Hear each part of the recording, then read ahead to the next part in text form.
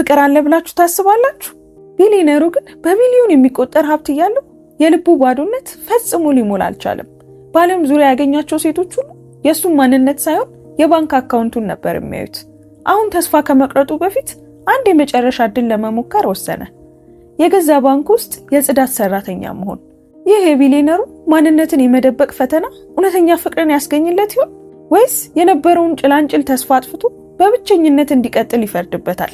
ታሪኩን ከመጀመራችን በፊት ግን እስኪ ይህንን አጓጊ ታሪክ ከየትኛው የዓለም ክፍል ሆናችሁ እንደምትከታተሉት ኮሜንት ላይ ጻፉልን።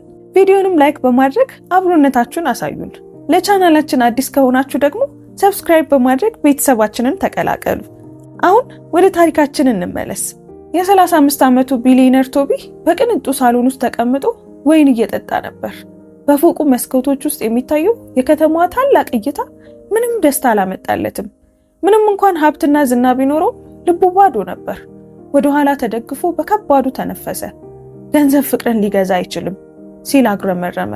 ባለፉት ዓመታት ከዓለም ዙሪያ ካሉ ሴቶች ጋር ተገናኝቷል። ነገር ግን ሁሉም የሚፈልጉት አንድ ነገር ነበር። ገንዘብ፣ ገንዘብ፣ ገንዘብ፣ ገንዘብ ብቻ። እሱን እንደ ሰው አያዩትም ነበር። እንደ ባንክ ነበር የሚመለከቱት። አንድ ምሽት የልጅነት ጓደኛውና ታማኝ ጠበቃው ዳንኤል ብቅ አለ። ቶቢ በብስጭት በተሞላ ድምፅ ነገረው። ዳንኤል፣ ሰልችቶኛል። ሁሉም ነገር በጣም ሰልችቶኛል። እውነተኛ ፍቅርን እፈልጋለሁ። ሀብቴን ሳይሆን እኔን፣ ማንነቴን የሚወድልኝ ሰው እፈልጋለሁ አለ ቶቢ። ዳንኤል ህመሙን ተረድቶ ራሱን ነቀነቀ። ይህ ቀላል አይደለም ቶቢ፣ ምን ለማድረግ አቅድሃል ሲል ጠየቀው። ቶቢ በድንገት አይኖች ውስጥ ብልጭታ እየታየ ወደፊት ቀረብ አለ።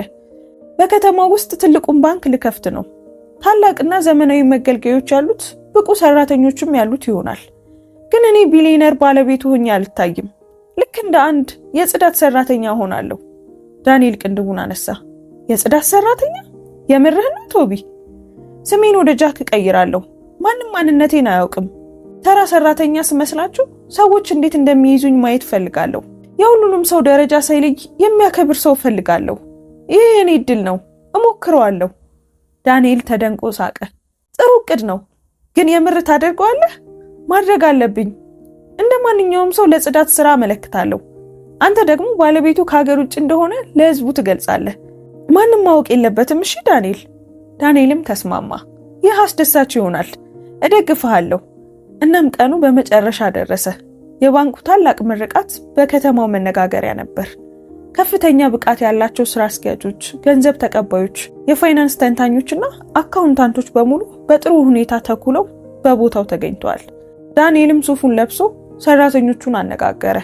ክቡራትና ክቡራን፣ በከተማው ትልቁ ወደ ሆነው ስታርላይት ባንክ የምረቃ ስነ ስርዓት እንኳን በደህና መጣችሁ። ባለቤቱ በአሁን ጊዜ በውጭ ሀገር ናቸው። ነገር ግን ሁላችሁም ስራችሁን በትጋትና በሙያዊ ስነ ምግባር እንደምትወጡ ይተማመናሉ። ይህ ባንክ በጥብቅ አስተዳደር ስር ይሆናል።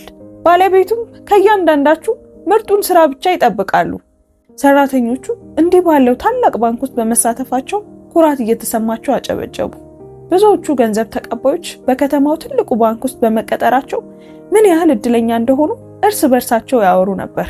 አንዳንዶቹ ደግሞ ከኋላ በዝምታ ቆሞ የነበሩትን የጽዳት ሰራተኞች ዝቅ አድርገው ይመለከቱ ነበር።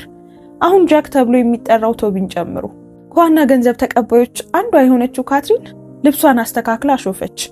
እንዲህ ባለ ባንክ ውስጥ በጽዳት ሰራተኝነትን መስራት እስኪያስቡት፣ አንዳንዶቹ ሰዎች ምንም ዓላማ የላቸውም ስትል ለጓደኛዋ ተናገረች። ቶቢ ቀላል የጽዳት ልብሱን እንደለበሰ ምንም ምላሽ አልሰጣትም። እውነተኛ የሆነ ሰዎችን በስራቸው የማይመዝን ሰው ለማግኘት እዚህ መሆኑን ለራሱ ማስተዋወስ ነበረበት።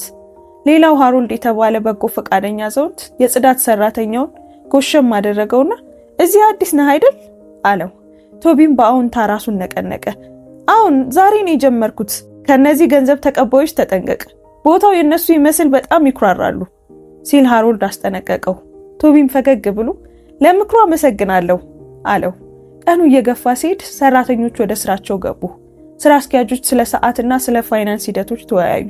ገንዘብ ተቀባዮቹ ስለ ብቃታቸው ጉራቸውን ነዙ። ቶቢን ጨምሮ የጽዳት ሰራተኞች በዝምታ ስራቸውን መስራት ጀመሩ። ወደ ዋና ገንዘብ ተቀባይ ከፍ ያለችው ካትሪን ወደ ዋናው አዳራሽ ገብታ ወለሉን እየወለወለ ከነበረው ቶቢ ጋር ልትጋጭ ጥቂት ቀራት። ሄይ አይነ ስውር ነህ እንዴ? የት እንደምትሄድ እንጂ ስትል አፈጠጠችበት። ቶቢ አንገቱን ደፍቶ በፍጥነት ይቅርታ ጠየቃት። ይቅርታ አላየሁሽም ነበር። ካትሪን ተናደደች። እናንተ የጽዳት ሰራተኞች ሁላችሁም አንድ ናችሁ፣ የማትረቡ።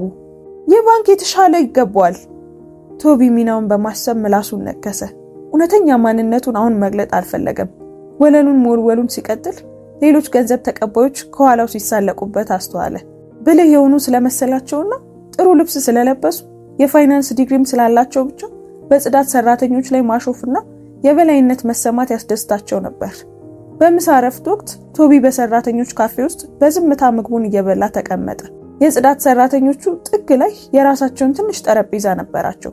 ስራ አስኪያጁና ገንዘብ ተቀባዮቹ ግን ትልቁንና የሚመቸውን ቦታ ይዘው ነበር። ከስራ አስኪያጆቹ አንዱ ሚስተር ኬቪን በንቀት እያየ አለፈ። የማይታመን ነው! አሁን ማንም እዚህ እንዲሰራ ይፈቀድለታል? ሲል ቶቢ እንዲሰማው አድርጎ ለባልደረባው ተናገረ። ዳንኤል ከአስተዳደር ቢሮ ሆኖ በሚስጥር ሲመለከት ራሱን ከመነቅነቅ ውጪ ምንም ማድረግ አልቻለም። ቶቢ የእነዚህን ሰዎች እውነተኛ ማንነት ሊለይ ነው ሲል ለራሱ ተናገረ። ቶቢ የሐዘን ስሜት ተሰማው። አብዛኞቹ ሰራተኞች በትዕቢት የተሞሉና ከነሱ በታች ናቸው የሚሏቸውን ሰዎች ዝቅ አድርገው የሚመለከቱ ነበሩ። በባንክ ውስጥ ሰዎች ምንም አይነት ደረጃ ቢኖራቸው የሚያከብር ሰው ይኖር ይሆን ወይ ብሎ አሰበ። ቀኑ ሊጠናቀቅ ሲል ቶቢ የባንኩን የመስታወት መግቢያ በሮች ያጸዳ ነበር። አእምሮ በሐሳብ ተሞልቷል። እውነተኛ ፍቅር አገኘሁን ወይስ ሁሉ ጊዜም በሀብትና በደረጃ ብቻ በሚመዝኑኝ ሰዎች እከበባለሁ? ገና ጉዞ መጀመሩንና እጣ ፋንታ ያልተጠበቁ እውነቶችን የመግለጥ መንገድ እንዳላት ገና አላወቀም ነበር። በዚያ ቀን ከሰዓት በኋላ ፀሐዩ በጣም ኃይለኛ ነበር። በትልቁ ባንክ ውስጥ የጽዳት ሰራተኞች ወለሉንና መስታወቱን በማጽዳት ተጠምደዋል። ገንዘብ ተቀባዮቹ ግን ስራ አልነበራቸውም። በቡድን ቆሞ ያወሩ ነበር፣ ይስቃሉ፣ ያወራሉ። አንደኛው ገንዘብ ተቀባይ ድምፁን ከፍ አድርጎ ታምናላችሁ? በከተማው ትልቁ ባንክ ውስጥ እየሰራን ነው። የሰፈሬ ሰዎች ዛሬ ሲሰሙ ይገረማሉ አለ። ሌላኛውም ሳቀ። እኔማ ቆይ ፌስቡክ ላይ ለጥፈዋለሁ፣ ሱዛን አሁን ስታርላይት ባንክ ውስጥ ትሰራለች ብዬ። የቀድሞ ፍቅረኛዬ በጣም ይናደዳል። ሁሉም በታላቅ ድምፅ ሳቁ። ካትሪን ድምጿን ከፍ አደረገች። ልንገራችሁ፣ ሁሉም ሰው እዚህ መስራት አይችልም። እኛ ከምርጦች ውስጥ ነን። እነዚህ የጽዳት ሰራተኞች ቦታቸውን ማወቅ አለባቸው። በፈለጉት መንገድ ሊያናግሩን አይገባም። ይህ የእነሱ ደረጃ አይደለም። ሌሎች ገንዘብ ተቀባዮች በሐሳቧ ተስማሙ። አሁን ጃክ የሚለውን የሐሰት ስም የሚጠቀምበት ቶቢ ከነሱ ሳይርቅ ኮሪደሩን ይወለውል ነበር። ሁሉንም ነገር ሰምቷል። በራሳቸው በጣም ይኩራሩ ነበር፣ ግን አንዳቸውም ስነ ስርዓት አልነበራቸውም። የጽዳት ሰራተኞች ምንም እንዳልሆኑ አድርገው ይመለከቱ ነበር። ጃክ በዝምታ ማጽዳቱን ቀጠለ። ምንም አልተናገረም፣ ነገር ግን በውስጡ ንዴት ተሞልቶ ነበር። በኋላ መሻሽ ላይ ከስራ በኋላ ጃክ ጓደኛውና ጠበቃው ዳንኤል ወደሚጠብቀው ትንሽ ቢሮ ገባ። ዳንኤል ሲያየው ፈገግ አለ። ቢሊዮነሩ የጽዳት ሰራተኛ፣ የመጀመሪያ ቀንህ እንዴት ነው? ጃክ ቆቡን አውልቆ ፊቱን ጠረገና ተነፈሰ። ዳንኤል በጣም ደክሞኛል። እነዚህ ሰዎች ገንዘብ ተቀባዮቹ አንዳንዶቹ በጣም ባለጌዎች ናቸው። ጽዳት ሰራተኞችን የሚናገሩበትን መንገድ ብታይ ልክ እንደ እንስሳ ነው የቆጠሩን። ዳንኤል በጣም ሳቀ። ወደ ተራው ዓለም እንኳን በደህና መጣ ወንድሜ። አሁን ምን እንደሚሰማየህ?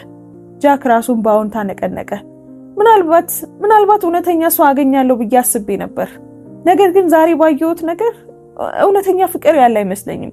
ሁሉም ሰው ትዕቢተኛ ነው። ሁሉም ሐሰተኛ ነው። ሰዎች ሀብታም እንደሆንኩ ሲያስቡ ብቻ ነው ፈገግ የሚሉት። ዳንኤል እያየው ፈገግ አለ። ጃክ ወይም ቶቢ ልበልህ፣ ተረጋጋ። ዓለም ጥሩም መጥፎም ሰዎች አሏት። ምናልባት ዛሬ ያገኘኸው መጥፎቹን ነው፣ ግን ማን ያውቃል? ነገ ደግሞ የተለየ ሊሆን ይችላል። መታዘብህን ቀጥል። ጃክ እንደገና ተነፈሰ። ይህንን እችላለሁ ብዬ እርግጠኛ አይደለሁም። ዛሬ አንዷ እርጥብ ወለሉ ላይ ልትንሸራተት ስትል አይነ ስውር ፍየል ብላ ጠራችኝ። ዳንኤል በሳቅ ፈረሰ። አይነ ስውር ፍየል? ይህ ታሪክ ሲያልቅ በጣም ጣፋጭ ይሆናል። ብቻ አንተ ጠንካራ ሁን ጓደኛዬ። ጃክ በለሰለሰ ፈገግታ ለማንኛውም እቀጥላለሁ፣ ነገር ግን በሳምንቱ መጨረሻ በዚያ ባንክ ውስጥ ምንም ጥሩ ሰው ካላገኘው ስለ ፍቅር ተስፋ ቆርጣለሁ። እናም እንደሌሎቹ ዝም ብዬ አገባለሁ። ዳንኤል እንደገና ሳቀ። እስኪ እናያለን። በሚቀጥለው ቀን ማለዳ ሌሎች ሳይመጡ ጃክ ከሞልዊያና ከባልዲው ጋር ደረሰ። ጫጫታ ከመጀመሩ በፊት መምጣቱ ሰላም ስለሚሰጠው ቀድሞ ይመጣ ነበር። ጊዜ እያለፈ ሲሄድ እነዚያው ትዕቢተኛ የገንዘብ ተቀባዮች ቀና ብለው መጡ። ካትሪን ገብታ ጮኸች። የጽዳት ሰራተኛው የት አለ? ወለሉ አሁንም አቧራማ ነው። ደንበኞች እንዲወድቁና እንዲሞቱ ነው የምትፈልገው? አሁኑኑ ና። ጃክ በፍጥነት ወጥቶ ለማጽዳት ጎንበስ አለ። ይቅርታ እመቤት፣ አሁኑኑ አጸደዋለሁ ካትሪን ተናገረች። አሁን ብታጸደው ይሻልሃል፣ ካልሆነ ግን ላስተዳደሩ አሳውቃለሁ። ሌሎች ገንዘብ ተቀባዮች እንደገና ሳቁ። አንደኛዋ በሹክሹክታ እዩት እስኪ፣ እንዲያውም እንደ በረኪና ይሸታል። እንዲህ ያለውን ሰው በህይወቴ ልቀርብ አልችልም። እኔ ጄሲካ ከጽዳት ሰራተኛ ጋር ሳወራ እስኪያስቡት። ጮክ ብለው ሳቁ።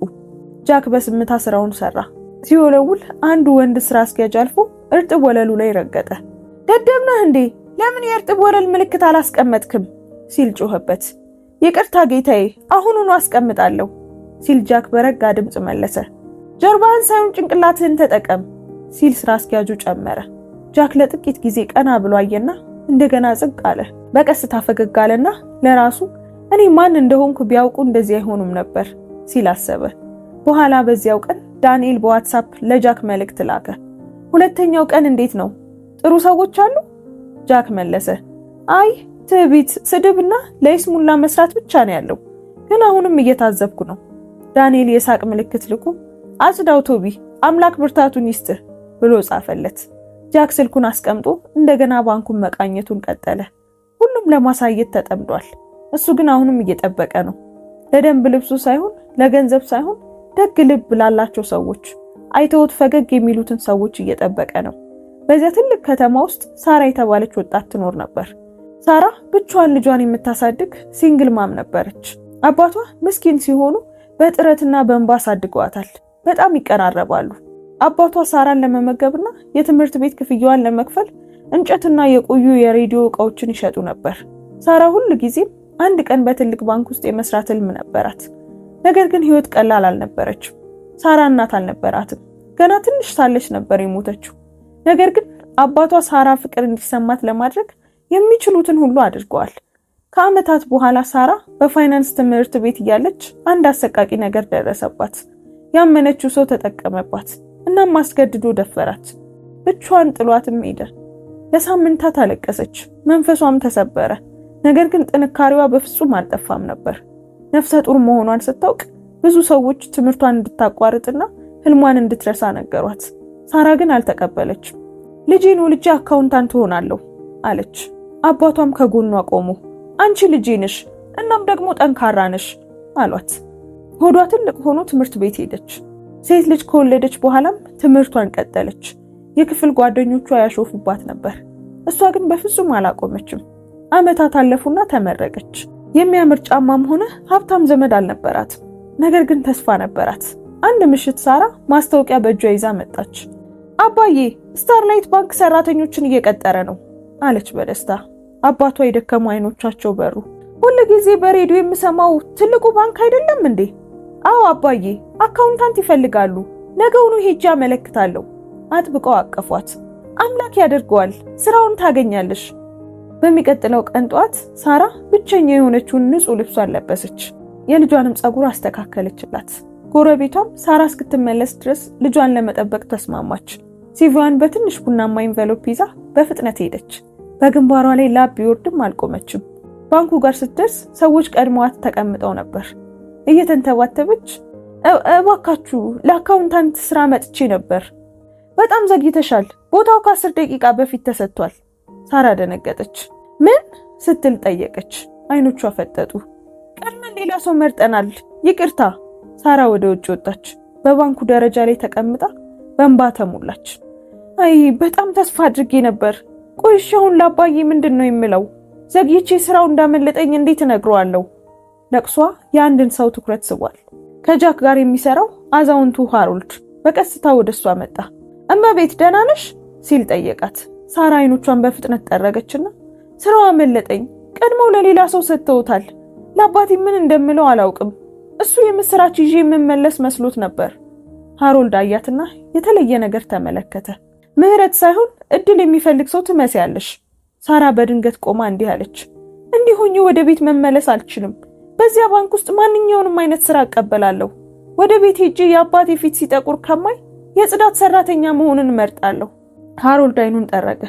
በጽዳት ሰራተኝነት መስራት ትፈልጊያለሽ? አዎ እባክህን ከአንድ ሰው ጋር እንድነጋገር ብቻ እርዳኝ። ሳራ በድፍረት ወደ ባንኩ ተመለሰች። ይቅርታ እመቤት፣ የአካውንታንት ስራ መያዙን አውቃለሁ፣ ግን እኔ ማጽዳት እችላለሁ፣ መወልወል እችላለሁ፣ ማንኛውንም ነገር አደርጋለሁ፣ ብቻ ስራ ስጡኝ። የአስተዳደር ኦፊሰሯ ተገረመች። የሰለጠንሽ አካውንታንት ነሽ፣ ግን ወለል ማጽዳት ትፈልጊያለሽ?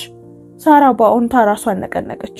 እመቤት፣ ይህ ስራ ያስፈልገኛል፣ ልጄንና አባቴን ማገዝ አለብኝ። ኦፊሰሯ ለጥቂት ጊዜ አየቻትና ፎርም ሰጠቻት። ሳራ በዚያ ቀን ለመጀመሪያ ጊዜ ፈገግ አለች። በኋላ በዚያው ቀን ቢሊየነሩ ቶቢ ከኋላ ኮሪደሩ ላይ ሲወለውል ሳራን በጽዳት ሰራተኛ ልብስ አያት። አዲስ ትመስል ነበር። ጎንበስ ብላ በጥንካሬና በትጋት ማጽዳት ጀመረች። አላማረረችም፣ አላፈረችም። ጃክ ከሩቅ ሆኖ ተመለከታት። መንፈሷ ትኩረቱን ስቧል። ሃሮልድ ወደ ጃክ ቀርቦ በሹክሹክታ ያቺ አዲሷ ልጅ አካውንታንት ናት፣ ስራዋ ስላመለጣት የጽዳት ስራ ጠየቀች። ስራ አጥቶኝ ወደ ቤቴ ከመሄድ ማጽዳት ይሻለኛል አለች። ጃክ በቀስታ ፈገግ አለ። የሚገርም ነው። ሃሮልድም ሳቀ። ይህ ባንክ በየቀኑ አዲስ ታሪክ አለው። ጃክ አይኑን ሳራ ላይ አደረገ። እስካሁን አላናገራትም፣ ነገር ግን በውስጡ አንድ ነገር መመልከትህን ቀጥል አለው። በዚያ ምሽት ሳራ ወደ ቤቷ ተመለሰች። ልጇ ሞሊ ልታቅፋት ሮጠች። እማዬ መጣሽ? አሁን የኔ ፍቅር። ሳራ በደከመ ፈገግታ አነሳቻት። እማዬ ስራ አገኘችና ወዲያውኑ መስራት ጀመረች። አባቷ ከእንጨት ወንበራቸው ላይ ሆነው ፈገግ አሉ። አምላክ መንገድ ያዘጋጃል ብዬሽ ነበር። ሳራም አቀፈቻቸው። የእፎይታ እንባ በዓይኖቿ ሞላ። ያሰብኩት ስራ ባይሆንም መጀመሪያው ነው አለች። አባቷ እጇን በእርጋታ ያዙ። ስራው ምንም ይሁን ምን ልጄ። ሳራ እንባዋን ጠርጋ በአዎንታ ራሷን ነቀነቀች። ቢያንስ አንድ ነገር ነው። ስራ ፈቶኝ ከመቆየት ይሻለኛል። የፈለኩት ስራ እንዳልሆነ አውቃለሁ፣ ግን ማን ያውቃል? ምናልባት አንድ ቀን ክፍት ቦታ ካለ አመለክታለሁ። ቢያንስ አሁን እዛው ባንክ ውስጥ ነኝ። ማንኛውንም እድል በቅርብ ሆኜ ይጠባበቃለሁ። አባቷ ፈገግ ብለው ራሳቸውን በመስማማት ነቀነቁ። አሁን ልጄ፣ ደረጃ በደረጃ አምላክ ያያል። ሳራ ልጇን አይታ ፈገግ አለች። ለአሁኑ አምላክ ይመስገን፣ ከምንም ይሻለናል። እናም በልባቸው ተስፋ ሰንቀው ያላቸውን ትንሽ ምግብ አብረው ለመብላት ተቀመጡ። ሳራ በስታርላይት ባንክ በጽዳት ሰራተኝነት የጀመረችበት ሁለተኛ ቀን ነበር። ማረቧን አጥብቃ አስራ ገንዘብ ተቀባዮቹ ያሉበትን ቦታ ወለሉን ለማጽዳት ጎንበስ አለች። ጀርባዋን ቢያማትም ቀጠለች። አላማረረችም። ለልጇና ለአባቷ የምትሆን ትንሽ ገንዘብ ለማግኘት የምትሰራበት ነገር ስላላት ደስተኛ ነበረች። ድንገት በኮሪደር ውስጥ ከፍተኛ ድምጾች ተሰሙ። ካትሪን ከሌሎች ሁለት ትዕቢተኛ ገንዘብ ተቀባዮች ጄሲካና አማንዳ ጋር ገባች። ማስቲካ እያኘኩ እየሳቁና የቀዘቀዘ ጁስ ይዘው ነበር። ሲያልፉ አማንዳ ቆማ በትኩረት ተመለከተቻት። ቆይች ልጅ ለአካውንታንት ስራ የመጣችው ልጅ አይደለችም እንዴ ብላ ጠየቀች። ካትሪን ዞር አለች። እሷ ትመስለኛለች። ጄሲካ ጮኸች። ሄይ፣ ለአካውንታንት ስራ መተሽ አሁን ሞልዊያና ባልዲ ይዘሻል። ህይወት ፍትሃዊ አይደለችም። ጮክ ብለው ሳቁ። የጽዳት ሰራተኛዋ ሳራ ስትል ካትሪን አሾፈች። ብቁ እንዳልሆንሽ ካወቅሽ ቤትሽ ብትቀመጭ ይሻልሽ ነበር። እያት እስኪ አካውንታንት መሆን ፈልጋ አሁን ግን ሞልዊያ ይዛለች። ምንም አላማ የላትም ስትል ጄሲካ ጨመረች። ሙሉ ስታርላይት ባንክ ማንኛውንም ሰው የሚቀጥር ይመስልሻል? እባክሽ ሂጂና ሽንት ቤቱን አጽጁ። ሳራ መልስ አልሰጠችም። ዝም ብላ ማጽዳቷን ቀጠለች። አይኖቿ ይፋጁ ነበር፣ ግን እንባዋ አልወረደም። ካሾፉባት በኋላ እየሳቁ በትዕቢት ተሞልቶ ሄዱ። ከጥቂት ደቂቃዎች በኋላ ቢሊየነሩ ቶቢ ከሃሮልድ ጋር ገባ። ሁሉንም ሰምቶና አይቶ ነበር። ሃሮልድ በጣም ተናደደ። እነዚህ ገንዘብ ተቀባዮች በጣም ይኩራራሉ። አንድ ቀን ከዚህ ከፍታቸው ይወድቃሉ። ጃክ ቀረብ አለ። ሳራ ደህና ነሽ? ሳራ ቀና ብላ ትንሽ ፈገግ አለችና ደህና ነኝ፣ ምንም አይደለም፣ ከዚህም የባሰ አይቻለሁ አለችው። ጃክና ሃሮልድ አጠገቧ ተቀመጡ። ሳራ ሞልዊያውን አስቀምጣ ተቀመጠችና በጥልቀት ተነፈሰች። ያሳደገኝ አባቴ ለብቻው ነው አለች። ረሃብ ምን እንደሆነ አውቃለሁ፣ እፍረት እንዴት እንደሆነም አውቃለሁ። በትምህርት ቤት ነፍሰ ጡር እያለሁ ሰዎች ይስቆብኝ ነበር። የክፍል ጓደኞቼ በፍጹም አትመረቅም ይሉኝ ነበር፣ ግን እኔ ተመረቅኩ። ስለዚህ የእነዚህ ገንዘብ ተቀባዮች ንግግር ምንም አይረብሸኝም። ሃሮልድ በቀስታ ራሱን ነቀነቀ። ጠንካራ ሴት ነሽ፣ በጣም አከብርሻለሁ። ጃክም ፈገግ አለ። ለእነሱ ምንም ማረጋገጥ አያስፈልግሽም። አሁን የምታደርጊው ነገር ልጅ ማሳደግና ጠንክሮ መስራት፣ እሱ ነው ጀግንነት። ድንገት የሳራ ስልክ ጮኸ። በፍጥነት አነሳችው። ሄሎ። ከሌላኛው ወገን የተጨነቀ ድምጽ መጣ። ጎረቤቷ ነበረች። ሳራ በፍጥነት ነይ፣ ልጅሽ ደህና አይደለችም። ሰውነቷ በጣም ይፋጃል። በዛ ላይ ደግሞ እያስመለሳት ነው። በጣም አሟታል። ወደ ሆስፒታል መውሰድ ያለብሽ ይመስለኛል። ሳራ በድንጋጤ ብድግ ብላ ተነሳች። ጃክ ወዲያውኑ ቆመ። ምን ተፈጠረ? የሳራ ድምጽ ተንቀጠቀጠ። ልጄ ናት፣ ታማለች። አሁኑኑ ወደ ሆስፒታል መውሰድ አለብኝ። ግን ደግሞ ለቅድመ ክፍያ የሚሆን ምንም ገንዘብ የለኝም። ቦርሷን ይዛ ወደ ኮሪደሩ ሮጠች። ወደ ዋናው የባንኩ አዳራሽ አመራች። በገንዘብ ተቀባዮች መስመር ፊት ለፊት ቆማ እያለቀሰች እባካችሁ እርዱኝ፣ እዚህ ነው የምሰራው፣ የጽዳት ሰራተኛ ነኝ። ልጄ በጣም ታማለች፣ ወደ ሆስፒታል መውሰድ አለብኝ። ለሆስፒታል ቅድመ ክፍያ የሚሆን አስቸኳይ ገንዘብ ከደሞዜ ላይ ከፍላለሁ፣ እባካችሁ። ካትሪን ቀና ብላ በንቀት ከንፈሯን እያጣመመች ቅድመ ክፍያ? አትቀልጂ እንጂ። ቅድመ ክፍያ የሚፈቀደው እኮ ከ6 ወር በኋላ ለቋሚ ሰራተኞች ብቻ ነው። አንቺ ደግሞ የጽዳት ሰራተኛ ነሽ። እዚህ ከመጣሽ እኮ ገና 2 ቀንሽ ነው። ይህ ከህግ ውጪ ነው። ግን እኮ ልጄ ታማብኝ ነው፣ እባካችሁ ተባበሩኝ ስትል ሳራ እያለቀሰች ተማጸነች። እባካችሁ ከመጀመሪያው ደሞዜ ይከፍላለሁ። ለሆስፒታሉ የሚሆን ገንዘብ ብቻ ነው የምፈልገው። አማንዳ ጮክ ብላ ተናገረች። ሂጂና ከሌላ ቦታ ተበደሪ። ይህ ከፍተኛ ደረጃ ያለው ባንክ ነው እንጂ የበጎ አድራጎት ድርጅት አይደለም። ሳራ ምን እንደምታደርግ ጠፍቷት ደንግጣና ልቧ ተሰብሮ ቆመች። በዚያው ቅስፈት ሃሮልድና ጃክ ደረሱ። ሁኔታውን ተመለከቱ። የሃሮልድ አይኖች ፈጠጡ። እዚህ ምን እየሆነ ነው? ሳራ እያለቀሰች ሁሉንም አስረዳች። ጃክ ወደፊት ቀረበ። እዚህ ትሰራለች፣ ልጇ ደግሞ ታሟል። ቅድሚያ ክፍያ ሰጥታችሁ ህጉን በኋላ ማስተካከል አትችሉም? ካትሪን በቁጣ ዞረች። ጃክ በቁም ነገር መሃል አትግባ። አንተ ስለዚህ የምታውቀው ነገር የለም። ጃክ ፊቱን አጠቆረ። እናንተ ሰዎች ምን ሆናችኋል? ልጄ ታማለች እያለች እኮ ነው። ለምን አትረዷትም? ጄሲካ ሳቀች። የጽዳት ሰራተኞች እዚህ ትዕዛዝ መስጠት የጀመሩት ደግሞ መቼ ነው? አንተ ሞልወያ ከመያዝ አልፈ የባንኩን ገንዘብ እንዴት እንደምናስተዳድር ልትነግረን ትፈልጋለህ? ጃክ ጸንቶ ቆመ። ይህ ክፋት መሆኑን ለማወቅ የፋይናንስ ባለሙያ መሆን አያስፈልገኝም።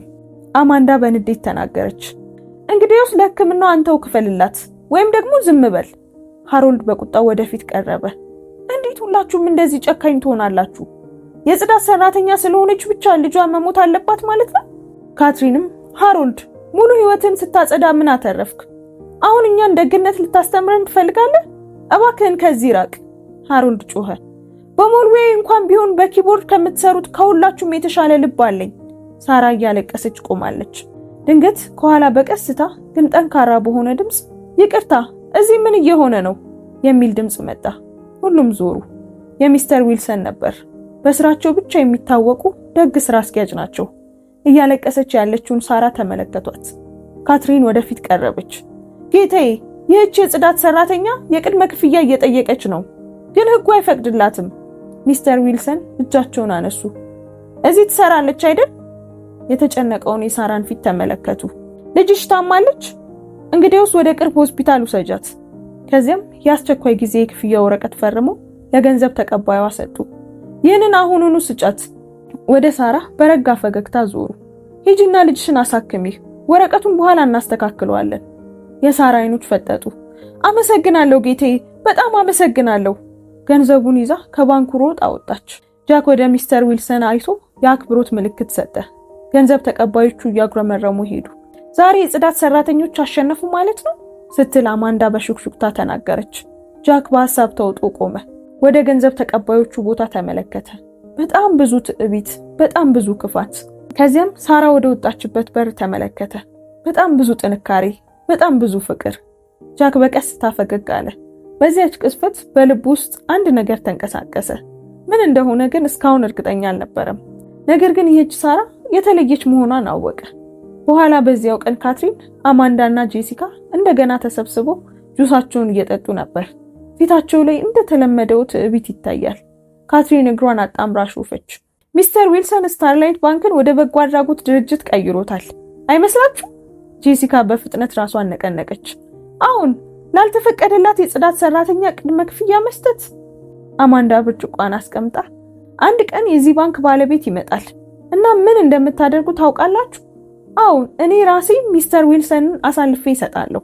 የባንኩን ገንዘብ እንደ አባቱ ግቢ ነው የሚሰጠው። ሁሉም ሳቁ። ለባለቤቱ ሁሉንም እነግረዋለሁ። አንዳንዶች የእሳቸውን ትልቅ ባንክ ወደ መጫወቻነት እየቀየሩት እንደሆነ ነግራቸዋለሁ ስትል ካትሪን ጨመረች። አይዞሽ አለች አማንዳ። ያ ቀን ይመጣል። ባለቤቱ ሲመጡ ሁሉም ይደነግጣሉ። ይህ በእንዲህ እንዳለ ቶቢ ወደ ዳንኤል ቢሮ ውስጥ እየሳቀ ገባ። ዳንኤል ከላፕቶፑ ቀና ብሎ ቢሊነሩ የጽዳት ሰራተኛ ተመለስክ? ዛሬስ ምን አዲስ ወሬ አለ? ቶቢ ወንበር ስቦ ተቀመጠ። ዳንኤል፣ በዚህ ባንክ ውስጥ የማየውን ነገር ማመን አቅቶኛል። ዳንኤል ፈገግ አለ። ምን አየህ ደግሞ? አስተዳደሩ እንደዚህ አይነት ጨካኝና ክፉ ገንዘብ ተቀባዮችን እንዴት ሊቀጥር እንደቻለ አልገባኝም። ሰዎችን የሚይዙበትን መንገድ ብታይ በጣም ትገረማለህ። ምንም አይነት ክብር የላቸውም። ምንም አይነት ርህራሄ የላቸውም። ዳንኤል ሳቀ። ግን በቃለ መጠይቁ ወቅት ብቁ ነበሩ። ጥሩ የፋይናንስ ዲግሪም አላቸው። እነዚህ ገንዘብ ተቀባዮች አይደሉም፣ የደንብ ልብስ የለበሱ ችግሮች ናቸው። ዳንኤል ይበልጥ ሳቀ። ታዲያ እስካሁን ምንም ጥሩ ሰው አላገኘውም እያልከኝ ነው ወይስ ሁሉም ክፉዎች ናቸው? የቶቢ ፊት ድንገት ረጋ አለ። ለጥቂት ጊዜ ዝቅ ብሎ አየና ፈገግ አለ። በእውነቱ ከሆነ አዎን፣ አንዲት ልጅ አለች። ስሟ ሳራ ይባላል። ዳንኤል ቅንድቡን አነሳ። ሳራ? አዎን አለ ቶቢ። ለአካውንታንት ስራ ልታመለክት መጥታ ዘግይታ ነበር። እናም በጽዳት ሰራተኛነት ተቀጠረች። በፍጹም አላማረረችም፣ አላጉረመረመችም። የዳንኤል ፊት ተቀየረ። የእውነት? የቶቢ ድምጽ ዝቅ አለ። እናም ዛሬ ልጇ ታመመች። ለሆስፒታል ቅድመ ክፍያ ስትለምን እነዛው ገንዘብ ተቀባዮች ሰደቧት፣ አሾፉባት። እናም በህግ ሰበብ ለመርዳት እምቢ አሏት። ዳንኤል ፊቱን አጨማደደ።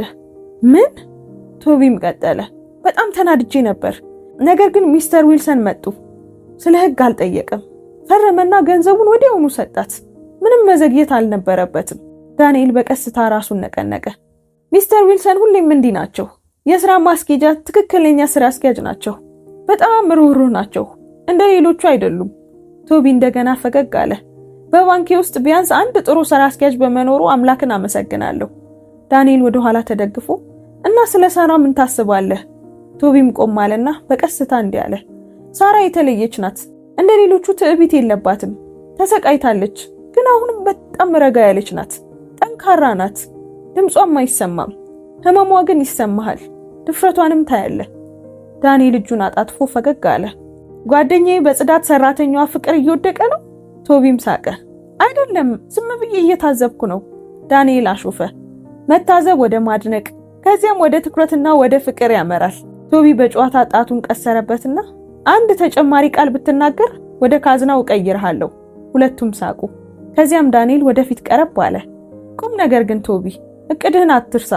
ሀብታም መሆንን ሳታውቅ የምትወድን ሰው ለማግኘት ነበር የፈለከው። የገንዘብ ቦርሳህን ሳይሆን አንተን የምታይህ። ቶቢ በቀስታ ራሱን ነቀነቀ።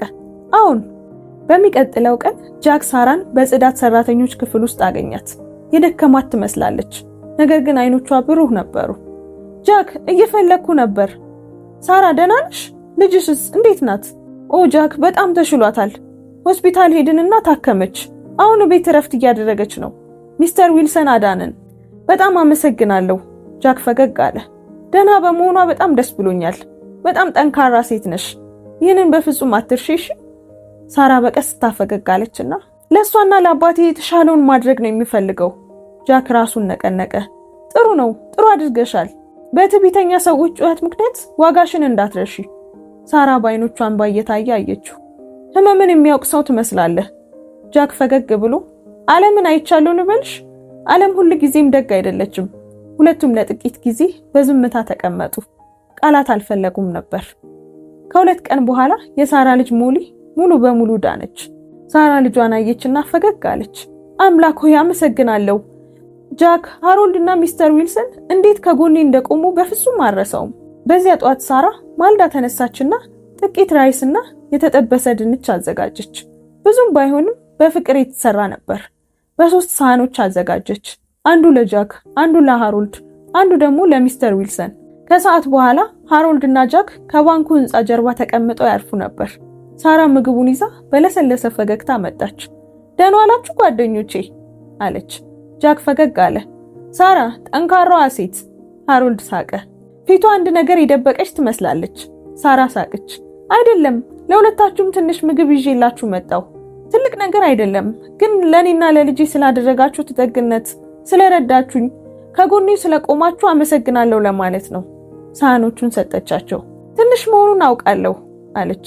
ግን እባካችሁ ተቀበሉኝ። ጃክ ሳህኑን ከፍቶ አሸተተው። ኦ ጆሊ ፍራይስ ከሙዝ ጋር። ሳራ ዛሬ ደስተኛ አደረግሽኝ። ሃሮልድ መብላት ጀምሮ ነበር። ይህ ትንሽ አይደለም፣ የድግስ ምግብ ነው። በደስታ እየሳቁ በሉ።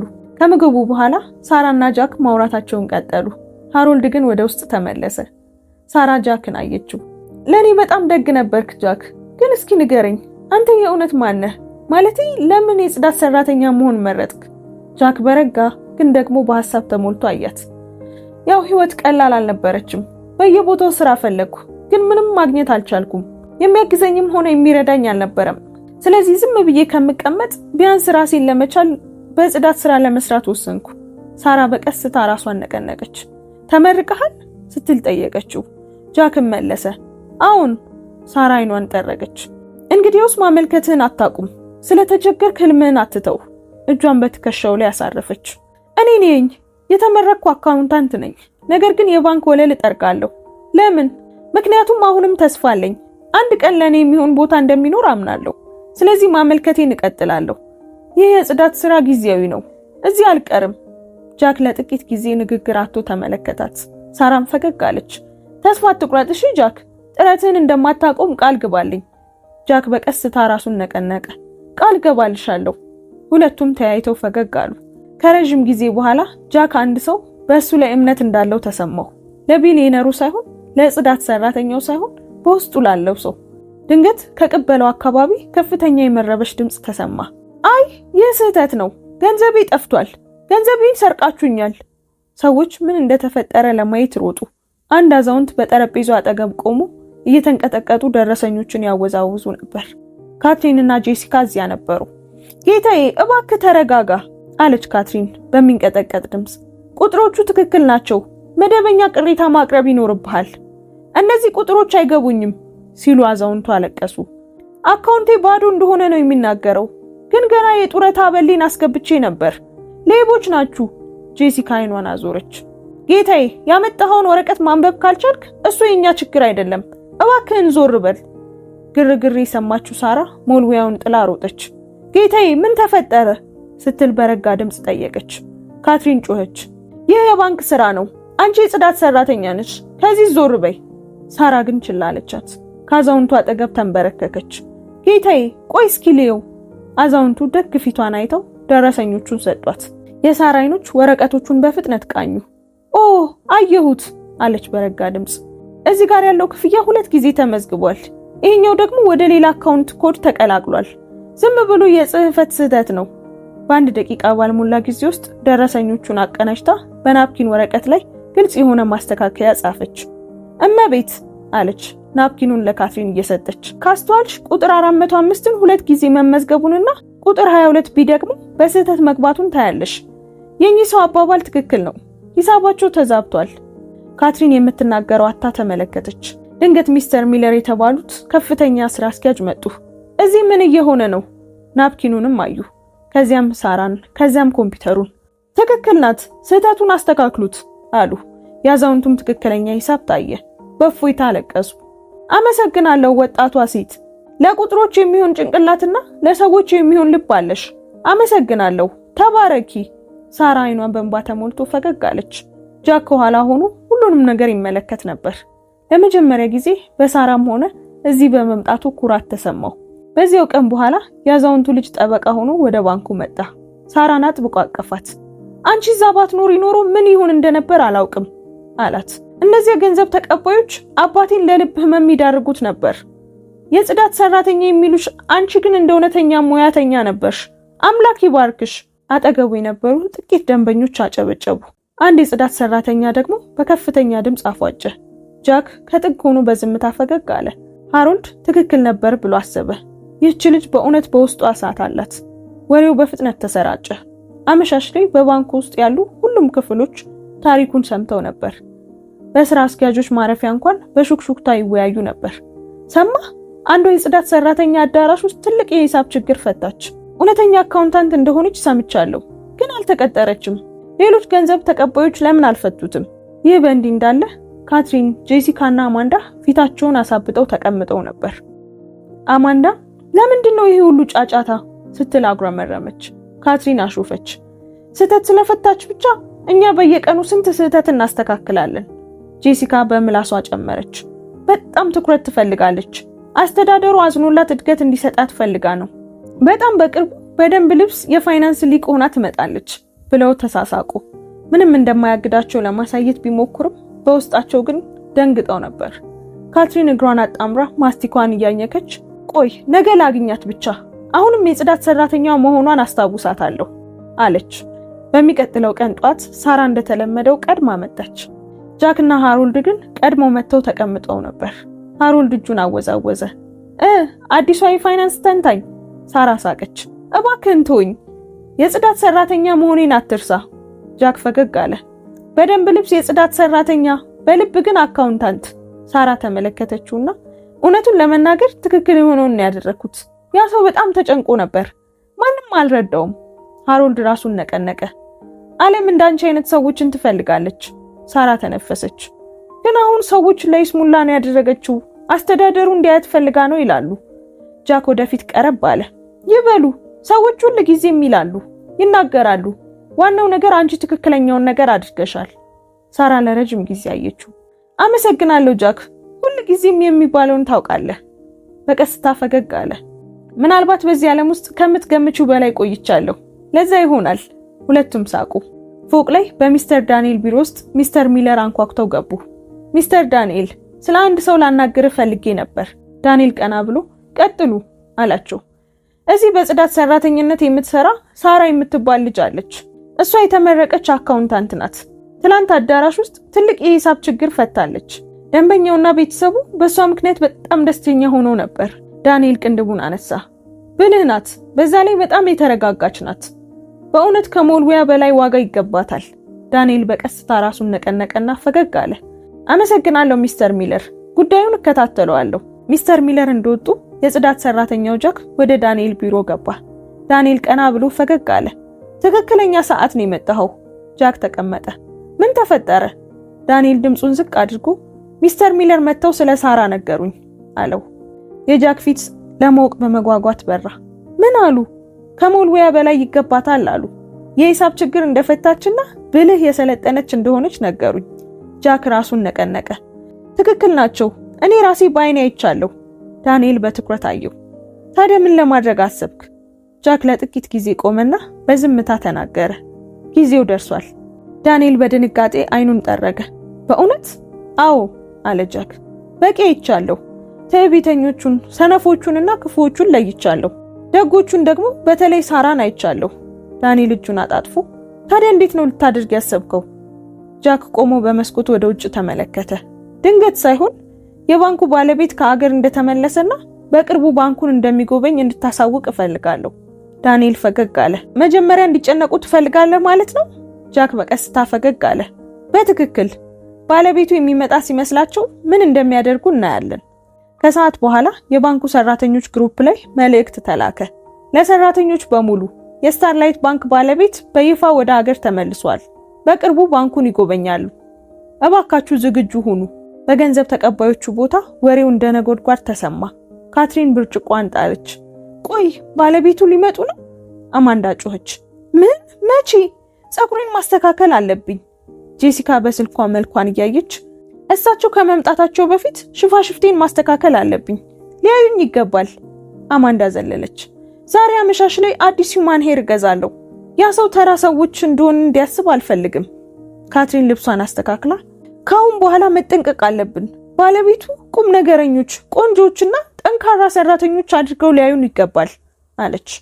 ሁሉም ስራ የበዛባቸው መስለው መታየት ጀመሩ።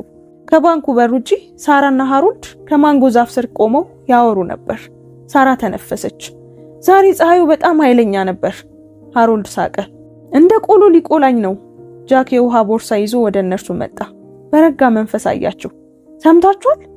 ሳራና ሃሮልድ ዞሩ። ምኑን? የባንኩ ባለቤት በቅርቡ ሊመጡ ነው። ሃሮልድ ራሱን በአሁንታ ነቀነቀ። ጥሩ ነው፣ ቢያንስ ፊት ለፊት እናያቸዋለን። ሳራ መጀመሪያ ዝም አለች። ደግ እንዲሆኑ ብቻ ተስፋ አደርጋለሁ አለች። ጃክም ወደሷ ዞረ። ለምን እንዲህ አልሽ? ሳራ ለሰከንድ ዝቅ ብላ አየችና ምክንያቱም አንዳንዶቹ ሀብታሞች ግድ የላቸውም፣ ባንክ ይሰራሉ፣ ግን ውስጥ ምን እንደሚካሄድ አያውቁም።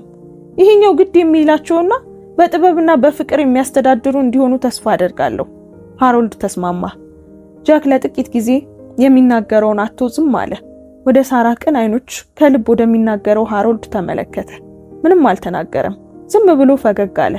ነገር ግን በውስጡ አንድ ትልቅ ነገር ተንቀሳቀሰ። ለተጨነቀችለት ባለቤት እያወራች እንደሆነ በፍጹም አላወቀችም ነበር። ጃክ ግን ከመናደድ ይልቅ በልቡ ውስጥ ሙቀት ተሰማው። አልተሳሳተችም። ነገር ግን እንደዛ እንደማይሆን ለራሱ ቃል ገባ። የተለየ እንደሚሆንና ሳራ መሳሳቷን በጥሩ መንገድ እንደሚያረጋግጥላት አሰበ። 3 ቀናት አለፉ። ጃክ ወደ ስራ አልመጣም። ማንም አላየውም። ማንም ስለሱ አልሰማም። ሳራ በሰራተኞች ልብስ መቀየሪያ ክፍል አጠገብ ቆማ እጇን በአፕሮኗ አጠረገች። ፊቷ በጭንቀት ተሞልቷል። ያንን ረጋ ያለ ፈገግታ ለማየት ዙሪያዋን ቃኘች፣ ግን የለም። ወደ ሃሮልድ ዞረች። ሃሮልድ፣ ከጃክ የሰማው ነገር አለ? ስራ እንደማይመጣ ነግሮሃል እንዴ? ስትል ጠየቀችው። አልሰማውም። እኔም በጣም ተጨንቄያለሁ። ምንም አልነገረኝም። ስልኩም ደግሞ የለኝም። ሳራ በጥልቀት ተነፈሰች። ማን ያውቃል? ግን በደናው ይሆን? እንዴት ሰው እንደዚህ ይጠፋል? ድምጿን ዝቅ አድርጋ በጭንቀት ጠየቀች። እነዚያ ባለጌ ገንዘብ ተቀባዮች ላስተዳደሩ ቢናገሩስ? ደሞዙን ሊቀንሱበት ወይም ሊያባረሩት ይችላሉ። ሃሮልድ ፊቱን አጨማደደ። እንግዳ ነገር ነው። ያ ልጅ ስራ ቀርቶ አያውቅም። ምናልባት የሆነ ነገር ገጥሞት ይሆናል። ሳራ ባውንታ ራሷን ነቀነቀች። 3 ቀን እኮ በጣም ብዙ ነው። ሌላ ሰው ሳይናገር በፊት ላስተዳደሩ መናገር አለብን። ልክ ሲያወሩ ካትሪን ወደ እነሱ መጣች። ፊቷ በጣም ክፉ ነበር። ጓደኛ ጃኬት አለ ስትል እጇን አጣጥፋ ጠየቀች። ሳራም በፍጥነት መለሰች። ደህና አይደለም፣ ፍቃድ ጠይቋል። ካትሪን አፈጠጠች። እንግዲያውስ ይሁን። የባንኩ ባለቤት በማንኛውም ቀን ስራ ሊመጡ ስለሚችሉ ጃክ ስራ ከቀረ 3ኛ ቀኑ ነው። ጣቷን ቀስራ ነገ እንዲመጣ ንገሪው፣ ካልሆነ ግን ስራውን ሊያጣ ይችላል አለች። ሳራ በደከመ ፈገግታ እሺ እመቤት አለች። ካትሪንም ሄደች። ሳራ ወደ ሃሮልድ ዞረች። ሃሮልድ፣ ያቺ ሴት ችግር ሳትፈጥር በፊት እኔ ራሴ ወደ አስተዳደሩ መሄድ ያለብኝ ይመስለኛል። ሃሮልድም ሂጂ ባክሽ፣ እሱን ለመጠበቅ አንድ ነገር አድርጊ አላት። ሃሮልድም ወደ ዋናው ህንጻ ጣቱን ቀስሮ ወደ ላይኛው ፎቅ ሂጂ፣ አስተዳደሩ እዛ ነው ያለው። ሚስተር ዳንኤልን ጠይቂያቸው፣ እሳቸው ናቸው ሰራተኛ ነው የሚይዙት። በኋላ በዚያው ቀን ሳራ የዳንኤልን ቢሮ አንኳኩታ ገባች። እጇን አጣምራ በጭንቀት ደህና ዋሉ ጌታዬ አለች። ዳንኤል ቀና ብሎ ምን ልርዳሽ አላት። ስሜ ሳራ ይባላል። እዚህ የጽዳት ሰራተኛ ነኝ። ስለ ባልደረባዬ ስለ ጃክ ላናግር መጥቼ ነበር። ዳንኤል በጉጉት ወደፊት ቀረብ አለ። ለ3 ቀናት ስራ አልመጣም።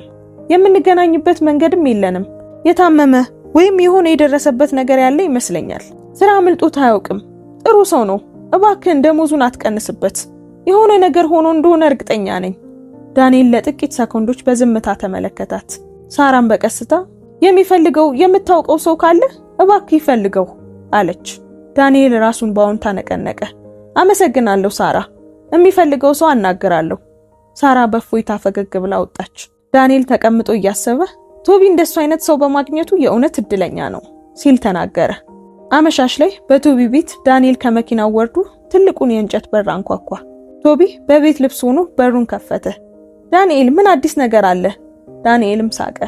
ቢሊየነሩን የጽዳት ሰራተኛዬን ልጠይቅ መጣሁ አለ። ቶቢም ሳቀ። ለጥቂት ቀናት ማሰብ አስፈልጎኝ ነበር። ዳንኤል ገብቶ ተቀመጠ። አንተ ስታስብ አንድ ሰው ግን ስላንተ በጣም ተጨንቆ ነበር። ቶቢ ቅንድቡን አነሳ።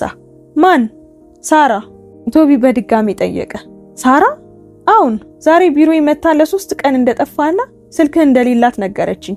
ደሞዝ እንዳይቀነስብም ተማጸነችኝ። ቶቢ በቀስታ ተቀመጠ። ጥሩ ሰው እንደሆንክና ያለ ምክንያት እንደማትጠፋ እርግጠኛ እንደሆነች ነገረችኝ አለው። ቶቢ አንገቱን ደፍቶ ትንሽ ፈገግ አለ። ልቡ ግን በፍጥነት መምታት ጀመረ። ዳንኤል ቀጠለ። ያቺ ልጅ የእውነት ታስብልሃለች። በፊቷና በድምጿ ላይ ይታያል። እንዲህ አይነት ደግነት በቀላሉ አይገኝም። ቶቢ ፈገግ ብሎ ራሱን ነቀነቀ። በቅርቡ አያታለሁ። ታላቁ ቀን ደረሰ።